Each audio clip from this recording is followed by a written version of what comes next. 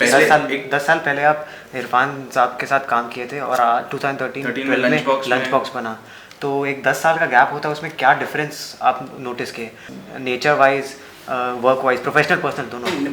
Personally ऐसा कुछ नहीं होता वहाँ पे, कोई फ्रेंडशिप या ऐसे कुछ नहीं होती। प्रोफेशनल वाइज ये था कि प्रोफेशनल वाइज भी ये होता है कि भाई जैसे सब एक्टरों के साथ काम करते हैं वैसे उसके साथ भी काम किया। बॉलीवुड में क्या फ़र्क आया है? बॉलीवुड में बहुत फ़र्क आया है 2009 से, बॉलीवुड में बहुत फ़र्क आया है। जैसे कि लाइक पहले स्मॉल बजट फिल्में होती थी, जिस तरह की हम लोग फिल्में होती थी 70s में, जब वो नसीर साहब, ओमपुरी और वो सब करते थे, फिल्में करते थे, लेकिन उनकी बहुत लार्ज नंबर ऑफ ऑडियंस नहीं थी। वो बहुत अच्छी फिल्में होती थी लेकिन बॉक्स ऑफिस पे इतना ज़्यादा वो नहीं चलती थी। तो लेकिन वही फिल्में अब दोबारा क्रिएट की जा रही हैं, लेकिन एक पेस के साथ, एक जो सेंसिटिविटी है ऑडियंस की उसको मद्देनज़र रखते हुए, तो आजकल वो फिल्में बॉक्स ऑफिस पे भी वर्क कर रही हैं, चल रही हैं, लोग देखने आते हैं, उनकी ऑडियंस है बाकायदा, है ना। उस तरह के एक्टर की, उस तरह की फिल्मों की आज की डेट में ऑडियंस है, जो पिछले 2-3 साल से फ़र्क आया है। आप जैसे स्क्रिप्ट्स पढ़ते हैं तो क्या सोच के ये डिसाइड करते हैं कि हाँ ये रोल करूँगा, ये नहीं करूँगा? मैं ज़्यादातर जो स्क्रिप्ट मेरी सेलेक्ट करने का जो एक वो रहता है, मेरा तरीका रहता है, वो ये होता है कि जो टिपिकल जो बॉलीवुड है कि एक हीरो होता है, एक हीरोइन होती है, और हीरो जो है लड़कीबाजी करता है पूरी पिक्चर में और फिर एंड हो जाती है फिल्म। उस तरह के कैरेक्टर करने में मुझे कोई ख़ास दिलचस्पी नहीं है मेरी। कैरेक्टर एटलीस्ट हो जो हमारे आसपास हम कनेक्ट कर सकें उसको, और लेयर्स होनी चाहिए कैरेक्टर्स में। ये नहीं कि एक अगर हीरो है तो वो बहुत ही अच्छा है, और विलन है तो बुरा है ना। थोड़ा ग्रेश होता है लाइफ में, कोई भी आदमी होता है, उसका जो बिहेवियर या कैरेक्टर या कैरेक्टरिस्टिक्स होते हैं वो ग्रे होता है। इंसान कभी अच्छा या बुरा नहीं हो सकता। इंसान कुछ अच्छाइयाँ भी होती है, कुछ बुराइयाँ भी होती हैं। तो उस तरह के कैरेक्टर करने में मुझे मज़ा आता है, उसी बेस पे मैं स्क्रिप्ट सेलेक्ट करता हूँ। आप अनुराग सर से फर्स्ट टाइम कब मिले थे? उनसे मैं मिला था मेरे ख्याल से 2000 में मिला था मैं उनसे। अच्छा, हाँ, ये ब्लैक फ्राइडे के 4 साल पहले? हाँ, ब्लैक फ्राइडे के 4-5 साल पहले। वो किसी मूवी के सिलसिले में था या? क्योंकि वो उस वक्त पे वो भी राइटर थे वो। अच्छा। उन्होंने सत्या लिखी थी। तो ये था कि उनसे इसी शूल लिख रहे थे उस वक्त पे मुलाकात हुई थी, जब शूल लिख रहे थे। शूल में भी सर एक छोटा सा रोल किया था वो, लेकिन शूल में उन्होंने मुझे प्रॉमिस किया था शूल के टाइम। अच्छा। तो रोल तो ऐसे ही था, जब मैं पहुंच गया सेट पे तो उन्होंने बोला ठीक है कर ले, लेकिन जब कभी अगर कुछ ऐसा होगा तो हम लोग साथ में काम करेंगे। तो वो भी जूझ रहे थे कोई फिल्म डायरेक्ट करने के लिए, मैं भी स्ट्रगलर था, वो भी अपना काम कर रहे थे। तो फिर एक एंड ऑफ द डे इस तरह की चीज़ें होनी थी, वो हो गई। फिर ब्लैक फ्राइडे में फिर से काम करने को मिला? ब्लैक फ्राइडे में फिर काम किया, और फिर देवडी बना रहे थे, उसमें गाना किया मैंने, पटना के चार, काफ़ी फेमस हुआ सर वो तो। काफ़ी। तो उनका यही है अनुराग कश्यप के साथ कि वो अचानक से कुछ ऐसी बॉल फेंक देते हैं जो मुझे संभालने मुश्किल हो जाती है। तो उनका मेरा इसी तरह का रिलेशनशिप भी है। फिलहाल बॉलीवुड में आप किन डायरेक्टरों को या स्क्रिप्ट राइटर्स को मानते हैं? बहुत यंग फिल्म मेकर्स जो भी आ रहे हैं वो लोग बहुत ही, उनका पहली स्क्रिप्ट होती है उनकी, उसमें अपने 2-3 साल लगाते हैं और फर्स्ट हैंड एक्सपीरियंस होता है। क्योंकि स्क्रिप्ट अब हमेशा तभी करनी चाहिए अगर आप कोई फिल्म डायरेक्ट करने जा रहे हैं तो आपकी स्क्रिप्ट ऐसी हो जिसको आप रियल लाइफ में कनेक्ट कर सको, या वो फर्स्ट हैंड एक्सपीरियंस हुआ हो आपको रियल लाइफ में उस चीज़ का। तो उसको जब आप डायरेक्ट करते हैं तो बहुत अच्छे से आपको मालूम होता है कि मुझे इस फिल्म को किस तरीके से ले जानी है।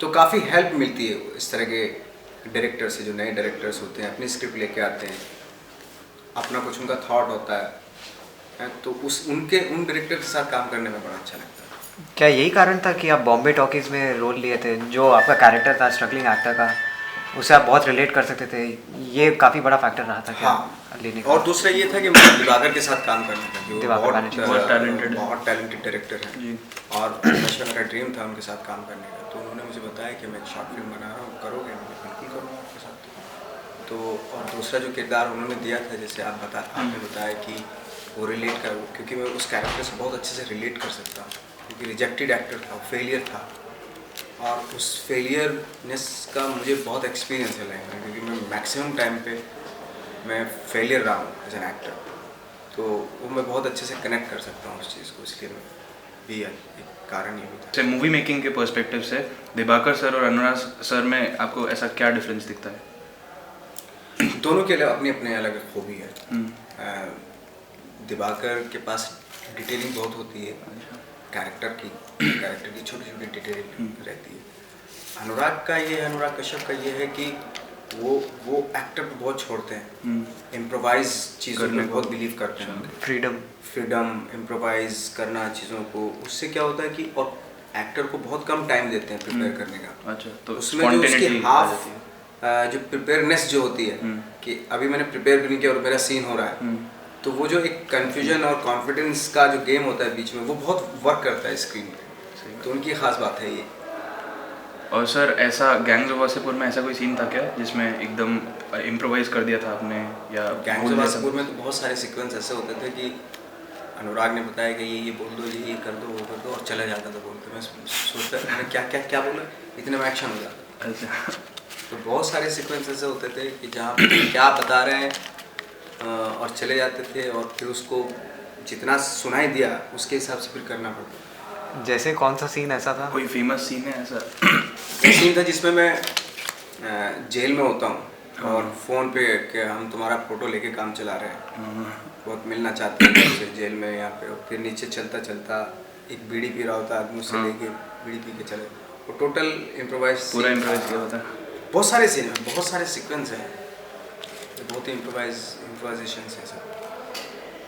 मेरा सवाल ये है कि मतलब जैसे हम लोग आईआईटी में पढ़ते हैं तो कई जन सोचते हैं कि बंद क्लासरूम में बैठे खाली ज्ञान प्राप्त नहीं होता या मतलब सीखा नहीं जाता, बाहर निकलने से एक्सपीरियंस वगैरह से भी निकला जाता है। तो आप जो अभी एक आर्टिस्ट हैं, उसमें नेशनल स्कूल ऑफ ड्रामा कितना कंट्रीब्यूशन रहा है, या फिर आप बाहर अपने मतलब जितना स्ट्रगल किए हैं उसमें ज़्यादा सीखे हैं? देखो, बाहर भी आदमी तभी सीख सकता है एज एन एक्टर कि जब बाहर की चीज़ों को, बाहर जो आपका एक्सपीरियंस लेते हैं और उसको एग्जीक्यूट करें एज एन एक्टर, एग्जीक्यूट करने का तरीका आपके पास भी तो आना चाहिए ना।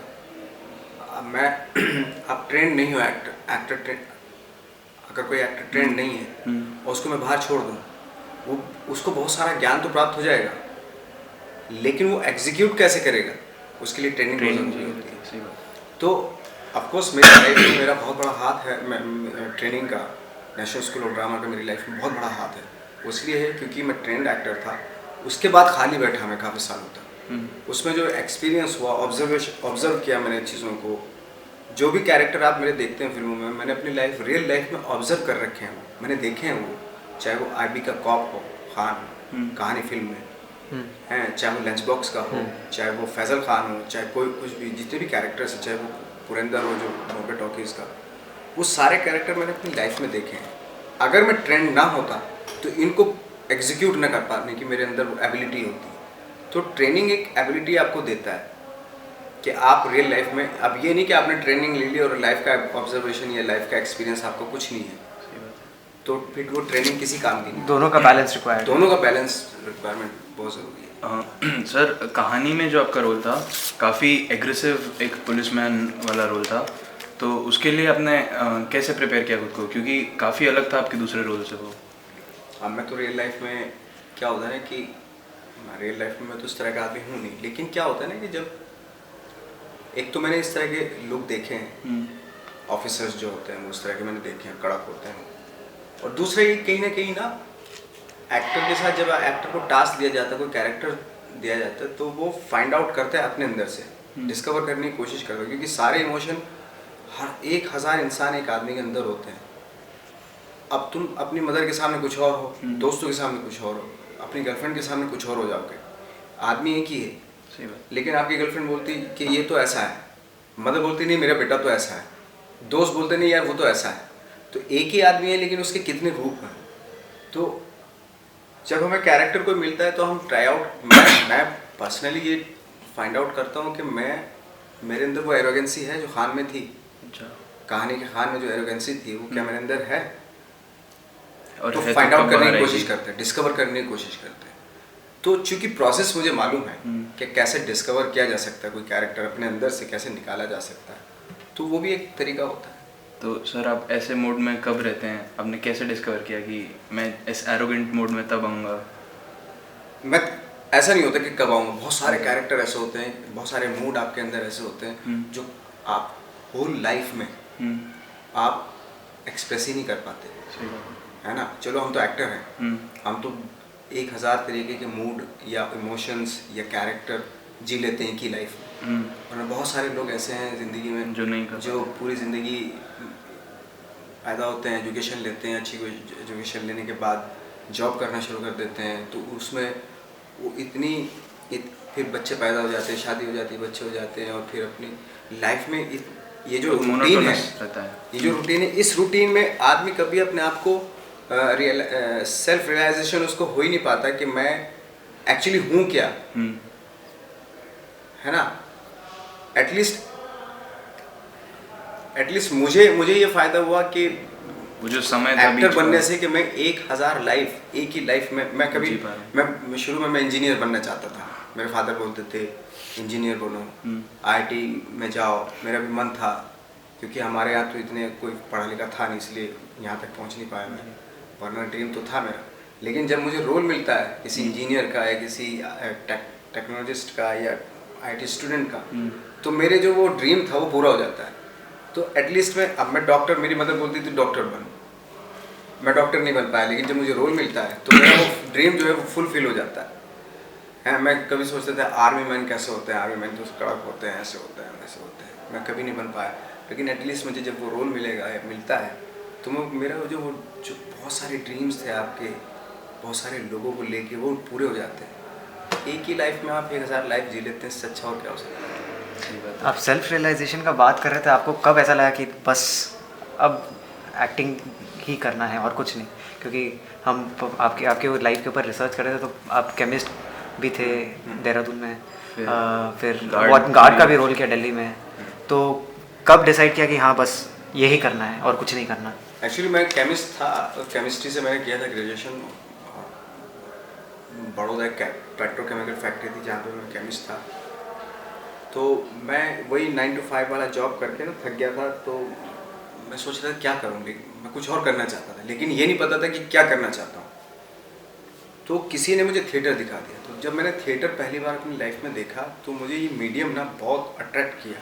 वो इसलिए किया कि कितना कमाल का इक्वेशन होती है एक एक्टर और ऑडियंस के बीच में, वो मैजिक क्रिएट हो सकता है। लाइक अगर आप बुरा कर रहे हो तो इमीडिएटली रिस्पॉन्स आ जाता है, टमाटर पड़ने शुरू हो जाते हैं, हूट करने लगते हैं लोग, और जैसे ही आप अच्छा करने लगते हो तो इमीडिएटली रिस्पॉन्स आता है। तो ये जो मैजिक है ये कि एक्टर रुला भी सकता है स्टेज पे खड़ा होकर, ऑडियंस को हंसा भी सकता है, सोचने में मजबूर भी कर सकता है, बहुत बड़ी। तो ये जो इक्वेशन होता है ऑडियंस और एक्टर के बीच में, ये जो केमिस्ट्री मुझे बहुत अच्छी लगी, दैट्स व्हाई मैं अट्रैक्ट हुआ और मैंने डिसाइड किया कि मैं अब एक्टर ही बनूँगा। शायद इसी वजह से मैं कंफ्यूज था अपनी लाइफ में, मुझे एक शायद रास्ता मिल गया कि मुझे इसी रास्ते पे जाना है, तो तब मुझे ये चीज़। सर एक चीज़ और पूछना थी मुझे, ऐसा कोई इंडस्ट्री में भी डायरेक्टर है या कोई को एक्टर जिसके साथ आप अब काम करना चाहते हैं, या बहुत दिल से मन है अब कि इस डायरेक्टर की कोई मूवी करूं या किसी को एक्टर के साथ काम करूं? मेरा को एक्टर तो ऐसा नहीं कोई वो है कि मेरा ड्रीम हो, या कोई आपका आइडल रहा हो पहले कि नसीर साहब है, दादा कोड़के, आई डोंट नो आपने नाम सुना हो उनका। मेरा दादा कोड़के के साथ बड़ा मन था काम करने का, वो अभी नहीं रहे। अच्छा, हाँ, तो डायरेक्टर जो नए डायरेक्टर्स हैं उनके साथ काफ़ी मज़ा आता है काम। कोई रिसेंट में या कोई फेमस डायरेक्टर जैसे संजय लीला बंसाली, लाइक जैसे मोटवानी है, अच्छा, विक्रमादित्य मोटवानी है, उनके साथ हैं और बहुत सारे जो यंग डायरेक्टर्स हैं उनके साथ काम करने का बड़ा मन है। अच्छा,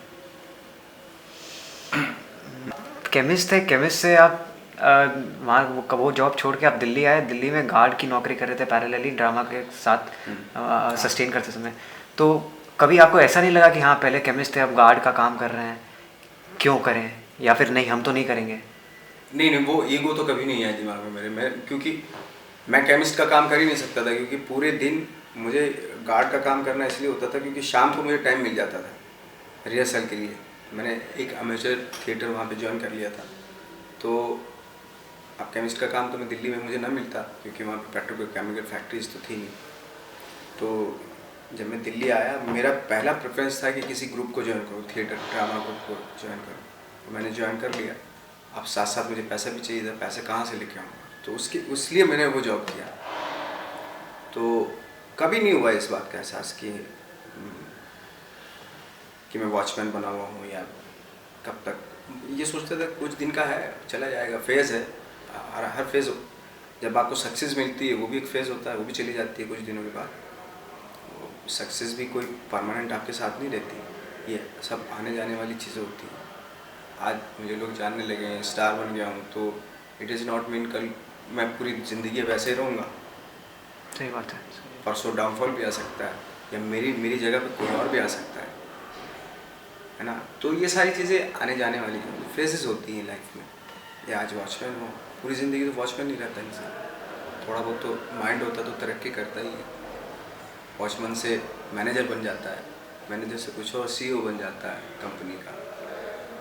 तो ग्रो करना आदमी का काम है। स्टारडम की बात कर रहे हैं तो जब आप एक स्ट्रगलिंग एक्टर थे और अब जब आप एक स्टार बन चुके हैं, तो आपके कलीग्स या आपके जो फ्रेंड्स थे, बॉम्बे में इतने सारे फ्रेंड्स होंगे आपके जो आपके साथ स्ट्रगल कर रहे होंगे, उन लोगों के साथ अभी कैसा रिलेशनशिप है आपका? मेरा वैसे ही है जैसे पहले था।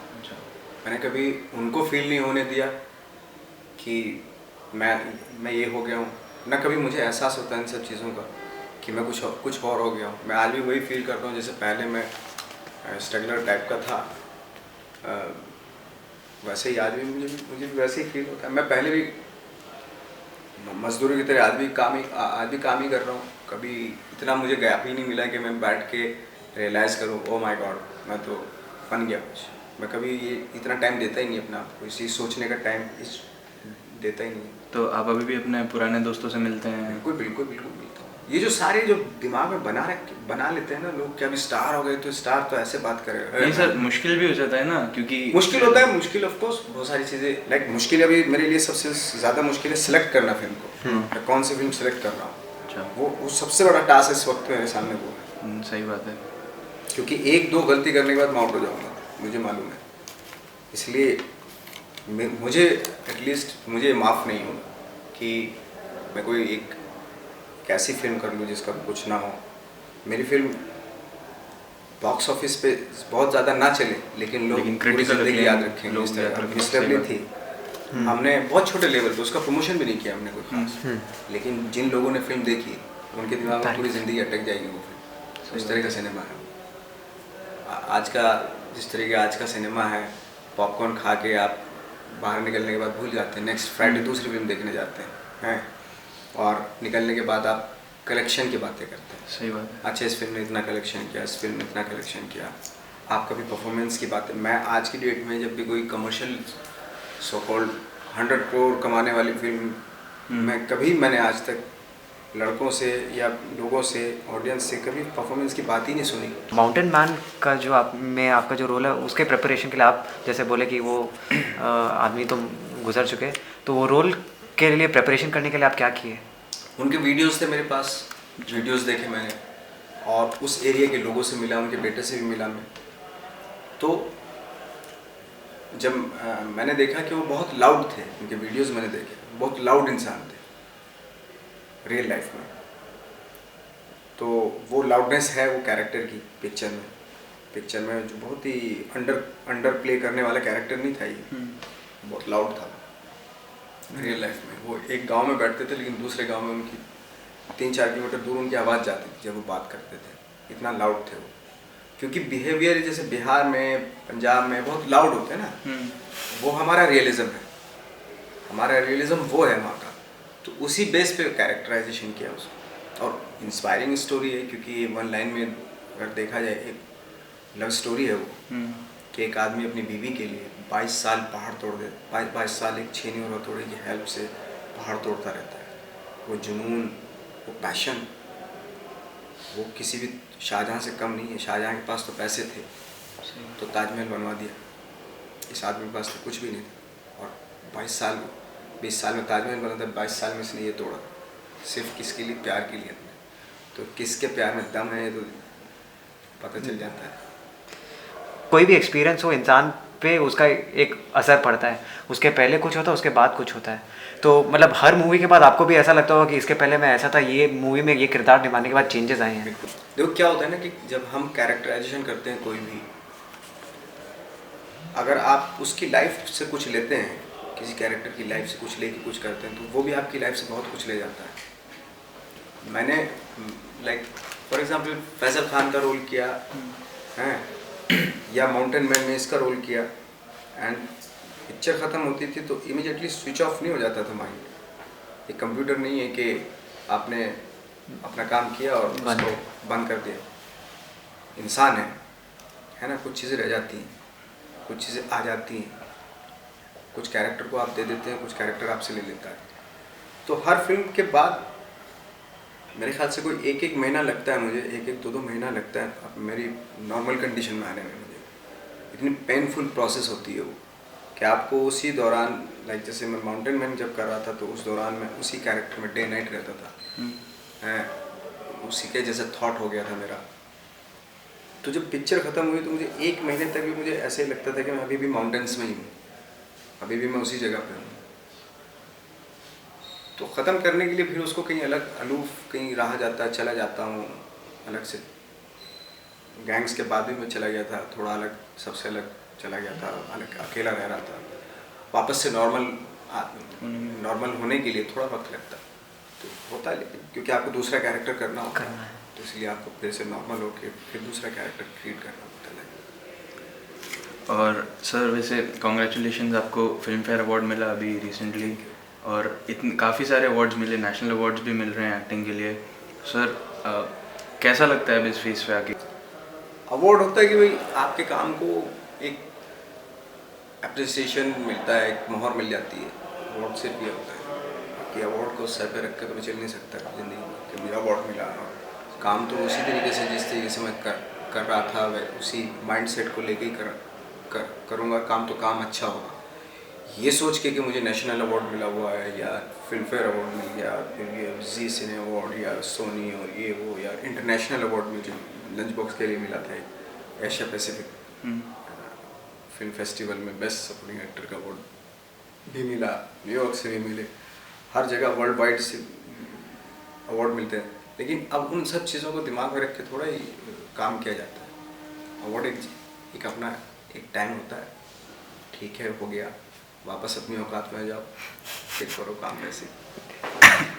अगर आपको अभी मौका दिया जाए कि मतलब पीरियड ऑफ स्ट्रगल था जहाँ पे आपको एक एक दो मिनट के रोल से सेटिस्फाइड रहना होता था, उसको आप एलिमिनेट कर सके, तो आप क्या वो ऑप्शन लेना चाहेंगे? नहीं, वो ऑप्शन कभी ले ही नहीं सकता मैं, क्योंकि ये जो सारे कैरेक्टर पैदा हुए हैं, चाहे वो गैंग्स ऑफ वासेपुर का हो, चाहे कहानी का कॉप हो, या माउंटेन मैन का ये हो, ये सारे इसीलिए हो क्योंकि मैंने इतना सारा टाइम देखा, इतना स्ट्रगल हुआ, इतना प्रेशराइज्ड हुआ, या इतना सब कुछ झेला। और झेल के ही जो टाइम, स्ट्रगल का जो टाइम था, उसमें बहुत सारी चीज़ें अचीव की, मिली हमें। उसमें लोगों की रिजेक्शन, सक्सेस ना होना, ये सारी चीज़ें उसी टाइम पे मिली। तो वो बहुत सारी चीज़ें सिखा देती हैं आपको लाइफ में, जो कैरेक्टर में end of the day character में आपको हेल्प करती हैं कहीं ना कहीं। रिजेक्शन जिस आदमी को नहीं हुआ, उसको जब चीज़ें मिलती है ना,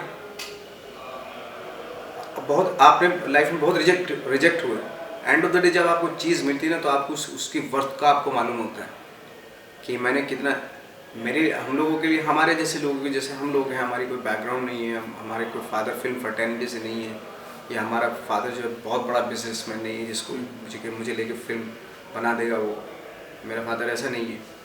लेकिन जब हम लोगों को स्ट्रगल करके चीज़ें अचीव होती हैं, तो वो उसकी खुशी भी कुछ और ही होती है एक्चुअली। आपका प्रोसेस क्या है जब आपके पास एक नई स्क्रिप्ट आती है और एक नया कैरेक्टर आता है, तो आप आपके तरफ से क्या इनपुट देना चाहता है?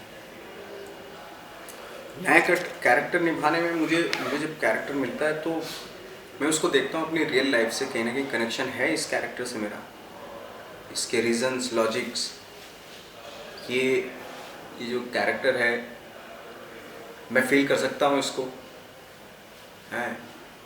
एक तो ये होता है, बाकी डायरेक्टर्स होते हैं, डायरेक्टर इनपुट सारे डायरेक्टर का होता है। आप उसकी इमेजिनेशन को, जो उसकी इमेजिनेशन है कैरेक्टर को लेके, उसकी इमेजिनेशन को ही लेके आगे बढ़ते हैं। उसके बाद उसकी इमेजिनेशन से भी आप आगे जा सकते हैं, that is a different thing. क्योंकि बहुत सारे एक्टर होते हैं, करते करते अब राइटर ने तो लिख दिया कैरेक्टर, अपनी इमेजिनेशन से लिख दिया, लेकिन जब उसी कैरेक्टर को आप जिंदा करते हैं, खड़े होकर करते हैं, तो और करते करते जो आपका इन्वॉल्वमेंट बढ़ता जाता है उस कैरेक्टर को लेके, और फिर आप कहाँ से कहाँ तक ले जाते हैं उस कैरेक्टर को, वो अलग जर्नी होती है। एक लिखना एक अलग जर्नी है, और उस जब कैरेक्टर को करते हैं वो एक अलग जर्नी है। तो उसमें एक्टर और डायरेक्टर का सिंक होना बहुत ज़रूरी है। दोनों का माइंड केमिस्ट्री, दोनों के माइंड की जो केमिस्ट्री है वो सिंक में होना बहुत ज़रूरी है। कि अगर मैं कुछ करने जा रहा हूँ तो डायरेक्टर को पहले ही पता चल गया ये करेगा ना, या डायरेक्टर मुझे बताने आ रहा है, मुझे मालूम हो जाने तो ये बताएगा डायरेक्टर। तो जो एक केमिस्ट्री पैदा होती है ना डायरेक्टर और एक्टर के लिए, बहुत खूबसूरत, उसकी वजह से जो कैरेक्टर कहाँ का कहाँ चला जाता है। सर कभी ऐसा हुआ कि किसी डायरेक्टर के साथ आपकी ऐसी केमिस्ट्री नहीं बन पाई हो किसी मूवी के या किसी रोल में? कई बार हुआ ऐसा है, एक दो बार होता है, कई बार होता है ऐसा। तो उस टाइम आप कैसे मैनेज करते हैं, क्योंकि अभी भी परफॉर्मेंस तो देनी ही है? हाँ होता है, लेकिन करना तो मुझे ही है ना एटलीस्ट। तो उसको कभी अनसुना करके कभी अपनी मर्जी की करनी पड़ती है ना। कभी अगर वो चाह रहा है कि ऐसा ऐसा करो तो ठीक है, चलो चाह रहा है तो कर देते हैं, लेकिन मेरा मन नहीं है। क्योंकि एक्टर जो होता है वो लाइक ए प्रोस्टिट्यूट की तरह होता है, कोई भी आता है उसको बजा के चला जाता है, इन द सेंस कि वो आके बोलता है कि मुझे ऐसा चाहिए कैरेक्टर, ठीक है आपको ऐसा चाहिए मैं कर देता हूँ। वो दूसरा आके बोल रहा है मुझे ऐसा चाहिए, मैं अपनी फिल्म में ऐसा कैरेक्टर, आप ऐसा कर लो, ठीक है। तो एक्टर तो एक तरह से वैसा होता है। पर सर फिर आप अगर कभी आप इम्प्रोवाइज़ करना चाहते हैं या उस कैरेक्टर में कुछ अपना एक शेड लाना चाहते हैं, आपको पता है अंदर से कि बेहतर ही होगा इससे कुछ, पर डायरेक्टर नहीं मान रहे या उनका व्यू पॉइंट अलग है, कुछ नहीं समझ पा रहे हो आपका व्यू पॉइंट। कभी कभी क्या होता है कि एक्टर थोड़ा सा सेल्फिश होता है। अगर पूरी फिल्म डायरेक्टर देख रहा होता है, मेरे पूरी पिक्चर में ये कैरेक्टर ऐसे रहेगा, ये ऐसे रहेगा, ये ऐसे रहेगा, ये ऐसे रहेगा, ये लाउड होगा, ये थोड़ा अंडर प्ले करेगा, ये चलेगा ऐसे, ये दौड़ेगा ऐसे, उसके सारे मोहरे होते हैं डायरेक्टर। और एक्टर होता है सेल्फिश, एक्टर सिर्फ अपने बारे में देखता है, वो ये नहीं देखता कि मेरे इस मूव से फिल्म पे क्या फ़र्क पड़ेगा, है ना। एक्टर को एटलीस्ट इतनी भी जानकारी भी होनी चाहिए कि मैं तो बोल रहा हूँ कि मैं इसमें इम्प्रोवाइज़ करना चाहता हूँ, या मैं या ये चीज़ें हो सकता है वो वर्क ना करें पिक्चर की, पूरी फिल्म बिगर पिक्चर देखना ज़रूरी है। तो पूरी फिल्म को देखना ज़रूरी है। एक्टर नहीं देखता, लेकिन वो डायरेक्टर देखता है। इसलिए डायरेक्टर ऑलमोस्ट एक तरह से सुप्रीम होता है, डिसीजन जो होना चाहिए उसका सुप्रीम डिसीजन होना चाहिए, क्योंकि उसको मालूम है पूरी फिल्म को मूव कैसे कराना है। Life as a whole concept या ज़िंदगी बोले, वो आपके लिए क्या मायने रखती है, आपका इंटरप्रिटेशन क्या है ज़िंदगी का? मुझे लाइफ में एक लाइफ मानो तो कुछ नहीं है, और मानो तो एक मीनिंगफुल बनाना ये आपका ही डिसीजन होता है कि मैं अपनी लाइफ को एक मीनिंगफुल लाइफ बनाऊंगा। मैं एक वो देना पड़ता है लाइफ को, डायरेक्शन। हाँ, मतलब मुझे लगता है कि मेरी लाइफ में मैं एक्टर ना होता तो शायद मैं कुछ पहाड़ पे बैठ के कुछ डिस्कवर करने, अपने आप से मैं ही कुछ डिस्कवर, अपने आप से बहुत क्वेश्चनिंग करता, मैं खुद को ढूंढने की कोशिश, खुद को ढूंढने की कोशिश कर। हो सकता है मैं कैरेक्टर के थ्रू, मेरा लाइफ का फंडा ये है, मुझे ऐसा लगता है आज भी, जैसे ये अच्छा क्वेश्चन किया तुमने, कि मैं खुद को ही ढूंढ रहा हूँ actually, this is my life. और ये प्रोसेस अभी भी चल रहा है actually through the characters, that's it. और आप अभी भी इसी प्रोसेस में हैं? ऑनगोइंग प्रोसेस है। और सर कभी पैसा या स्टारडम या और बड़ा फेम, ऐसा ये कभी आपके लिए मोटिवेशन रहा है? ये तो बहुत छोटी चीज़ें हैं, मैं तो उससे बड़ी चीज़ चाहता हूँ यार लाइफ। जो पैसा स्टारडम, ये तो बहुत छोटी चीज़ें हैं, तो बच्चे खुश हो जाते हैं इसमें। तो सही बात। हमारे जैसे थोड़े ना लोग खुश हैं, हमें तो बहुत ही कुछ अलग ही चाहिए कुछ लाइफ में। और क्या है वो? आई डोंट नो क्या है, मुझे ढूंढ रहे हैं आप? हाँ, ढूंढ रहा हूँ हर एक आदमी। लेकिन ये सब मतलब टेम्पररी है, आज है कल तो नहीं। बच्चों की खेलने की चीज़ें, सच बता रहा हूँ, ये तो बहुत अच्छी बात है सर। खुश हो जाते हैं बच्चे, मुझे अरे मुझे अवार्ड स्टार्टअप मिल गया, मुझे अवार्ड मिल गया, मेरे पास पैसा आ गया, मेरे पास दौलत आ गई। ये तो बहुत ही जो लोग एक्सपेक्ट नहीं कर, जिन लोगों का टारगेट ही यही होता है उनको अच्छा लगता है। हमारा तो टारगेट लाइफ में कुछ और है यार। आई डोंट नो, हमें भी पता नहीं, जैसे अभी कि आई डोंट नो क्यों हम लोग लाइफ में क्या ढूंढना चाहते हैं, क्या लाइफ से क्या चाहते हैं, हम अपने आप से क्या चाहते हैं। मोटिव यही था पूछना। कितना इम्पोर्टेंट है फैमिली आपके लाइफ में प्रेजेंटली? बहुत बहुत ज़रूरी होता है, क्योंकि वो कहीं ना कहीं आपको सिनिकल नहीं होने देती। फिर फैमिली और फ्रेंड्स जो जब तक होते हैं ना, कि क्या आप थोड़े अलग हुए तो सिनिकल होने का डर रहता है ना, थोड़ी सी एब्सर्डिटी आने का वो डर रहता है कि आप सबसे अलूफ रह रहे हैं, तो बिल्कुल अलग रह रहे हैं, स्टार हो गए हैं और अकेले रह रहे हैं, तो उससे ना थोड़ी सी एब्सर्डिटी आ जाती है एक तो आपकी लाइफ में, और थोड़ा सिनिकल हो जाते हैं। फैमिली एक ऐसी चीज़ होती है, यार दोस्त एक ऐसी चीज़ होते हैं, ये जो सोसाइटी एक ऐसी चीज़ है जो आपको इन सब चीज़ों से बचाता है, आपको एक रेगुलर एक नॉर्मल इंसान बनाए रखने में बहुत बड़ा हाथ होता है सोसाइटी का, आपके मदर फादर का, सिस्टर्स ब्रदर्स, आपके फ्रेंड्स का। इसलिए बहुत ज़रूरी होता है हमेशा उनके साथ में रहना। और सर कभी ऐसा हुआ कि आप कुछ करना चाहते थे आपके करियर में और फैमिली में किसी मेंबर की वजह से कभी नहीं हुआ, हमेशा सपोर्टिव रहे? सपोर्टिव इसलिए रहे, उनको वो किसान लोग थे, वो फार्मर थे, पढ़ा लिखा कोई था नहीं हमारी फैमिली में, तो मेरे करियर में उन्होंने कोई, मैं क्या कर रहा था उनको पता ही नहीं होता था।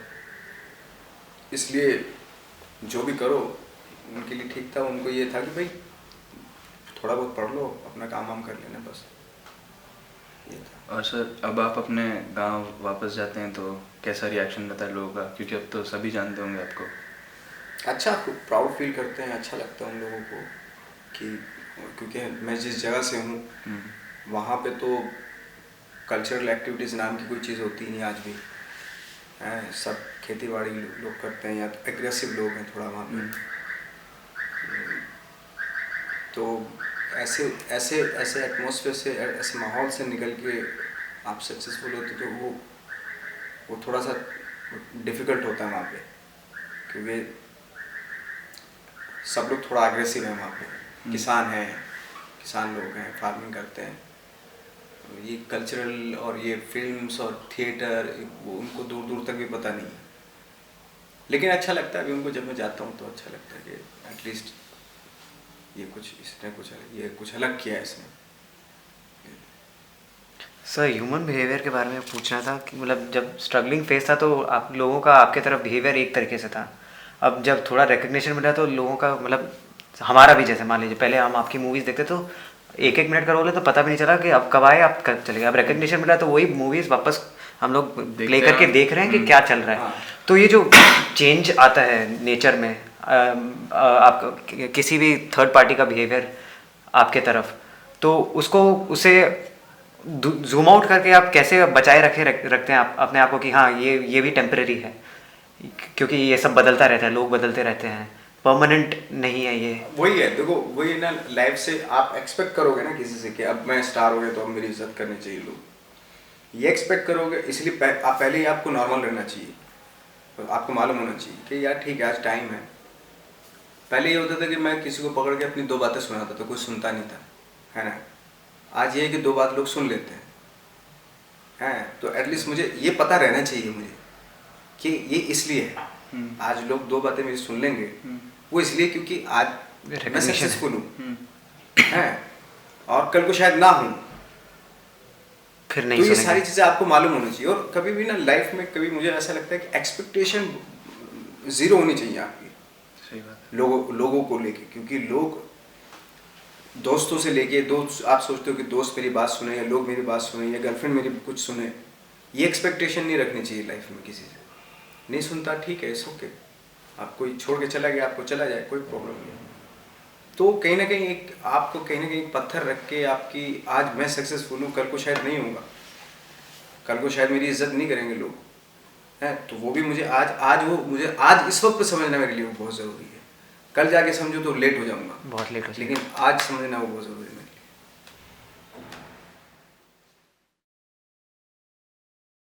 काफ़ी अच्छा लगा बात करके। एक लास्ट हमारे व्यूअर्स के लिए, दर्शकों के लिए कोई मैसेज? एक ऐसी एजुकेशन ले रहे हैं आप जिसमें प्राउड फील कर सकते हैं, क्योंकि ये बहुत कम लोगों को नसीब होती है इस तरह की एजुकेशन। आप बेस्ट एजुकेशन ले रहे हैं वर्ल्ड की, और यहाँ के बाद निकलने के बाद आप